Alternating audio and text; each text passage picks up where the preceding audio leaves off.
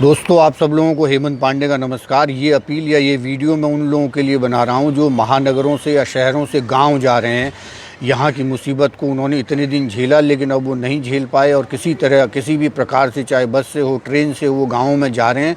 लेकिन इसका सीधा सीधा नुकसान अब उन जगहों पर हो रहा, उन गाँवों में हो रहा है या उन पहाड़ों में हो रहा है जहाँ अभी तक लोग बचे हुए थे।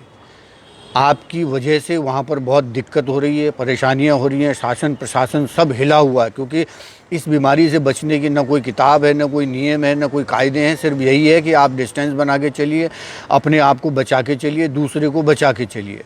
लेकिन ऐसे में घटना ये हो रही है कि कुछ लोग क्वारंटाइन सेंटर से भाग करके चले जा रहे हैं। आपको अपने गाँव से, अपने पहाड़ों से मोहब्बत है, प्यार है, ये हम भी जानते हैं। लेकिन आपके इस प्यार की वजह से, क्वारंटाइन से भागने की वजह से आपके घर वाले, आपके परिवार वाले, आपके चाहने वाले, आपके शहर के लोग अगर उस बीमारी से ग्रसित हो जाएंगे तो ये बहुत दुख की बात होगी। आप लोगों को मैं जानता हूँ कि हर एक व्यक्ति को अपनी जगह से, अपने गांव से प्यार होता है।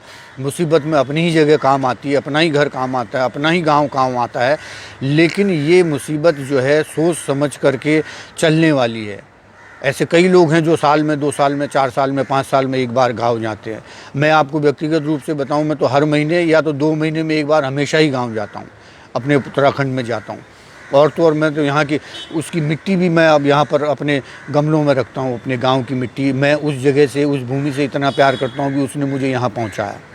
ये आप देखिए, ये गीठी है वहाँ के गांव की है, उत्तराखंड की। ये चलमोड़, जो जिस चलमोड़े को लोग वहाँ उत्तराखंड में सबसे पहले उखाड़ के फेंकते हैं, मैंने उसको मुंबई में अपने गमलों में पाला हुआ। क्योंकि अपने यहाँ की मिट्टी से, अपने यहाँ के पेड़ से, पौधे से, लोगों से आदमी को इतना प्यार होता है, ये मैं भी जानता हूँ। मैं मुसीबत में फंसा हुआ मुंबई में, मैं तक नहीं जा पा रहा हूँ और न जाने की सोच पा रहा हूँ। क्योंकि ये मुसीबत का दौर है। जिनको बहुत ज़रूरी है वही घर से निकलें। वो लोग ऐसे में न निकलें कि चलो बेटा घूम के आते हैं पहाड़ों में या ऐसे छुट्टी मना के आए। वो समय ही नहीं है दोस्तों। अभी अपने आप को बचाए रखने का टाइम है। पूरा शासन प्रशासन हिला हुआ है। कंप्लेन जगह जगह से आ रही है, कई जगह से पुलिस के दुर्व्यवहार की भी सूचना आ रही है। लेकिन अभी किसी को दोष देने की आवश्यकता नहीं है, पक्ष विपक्ष की बात करने की आवश्यकता ही नहीं है, राजनीति की बात करने की आवश्यकता ही नहीं है। अभी है देश को, राज्य को, शहर को, गांव को, परिवार को कैसे बचाएं। तो इसलिए आप सोच समझ कर ही अपने घर जाएं, अपने गांव जाएं। थोड़े समय की बात और है, इतना समय सब लोगों ने मुसीबत में काटा है, तो आप लोग भी थोड़ा धैर्य और रखिए। जो अति मुसीबत में, जो सड़कों पे हैं, जिनके पास रहने को घर नहीं है, वो लोग जा रहे हैं क्योंकि उनके पास ऑप्शन नहीं है। लेकिन बाकी लोगों से मैं निवेदन करूँगा कि वो अभी ऐसे में मत जाएँ। सरकार, प्रशासन, हर आदमी हिला हुआ है, कुछ समझ ही नहीं आ रहा। तो ऐसे में हमारा धैर्य इस सरकार को, देश को, राज्य को बचाएगा। इस धैर्य रूपी आभूषण को आप बनाए रखें, बचाए रखें, और अपने परिवार को बनाए रखें, बचाए रखें। उन पहाड़ों को बचाए रखें जितने दिनों से, महीनों से उन्होंने तपस्या करके अपने पहाड़ों को बचाया था, रोग मुक्त रखा था। सिर्फ एक आध जिले रेड जोन में, बाकी सब ग्रीन में चले गए। तो उन लोगों को अब और ख़तरा बढ़ गया। क्योंकि वहाँ अगर किसी को कुछ हो गया तो कुछ हॉस्पिटल भी नहीं है वहाँ।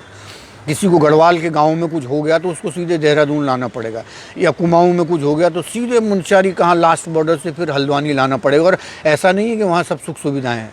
इसलिए ये विपत्ति का काल है। बड़ी विपत्ति होने से हम अपने आप को बचा सकते हैं। इसलिए धैर्य रखो, धैर्य रखो, धैर्य रखो। भाजा नहीं यार तुम लोग क्वारंटाइन बैठे। हाँ,